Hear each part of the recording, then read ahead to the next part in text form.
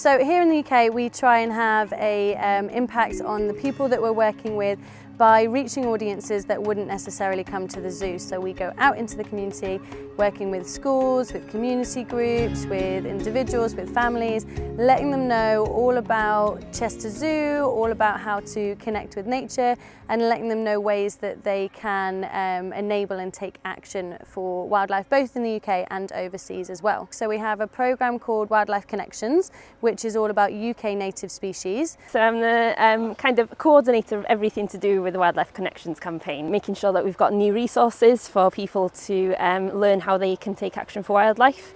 I deliver and arrange different events for people to get interaction with local experts and visit nature sites, but also I deliver a champions course, so a wildlife champions course for community representatives, so people that work with community groups or in schools, so they can learn a bit more about what they do for wildlife as well. We also have a Safari Ranger outreach programme. So the Safari Ranger team go out into schools and into the community, delivering workshops and running events or attending events in the community.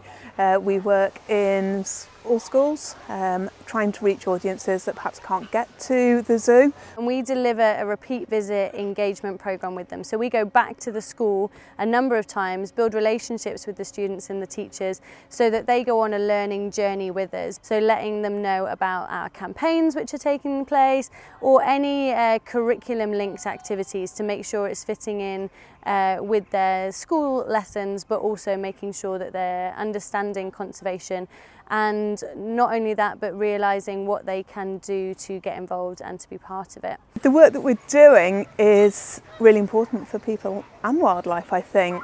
There's so many things that each and every one of us can do to help wildlife, but if you don't know what they are or you don't know what their impact is, how can you do them? So by going out and speaking to people in their own environment, encouraging them to take part, to do even small actions and really make a difference, I think is really important for everyone. It empowers the people and makes a difference for wildlife. The third section is supporting outreach education work overseas. So Chester Zoo support various different conservation projects all over the world, and wherever those projects have an element of education or community engagement, then myself and the Discovery and Learning team get involved to support them through that. So that might be in training or capacity building, providing ideas for resources, and particularly helping them with research and strategic planning.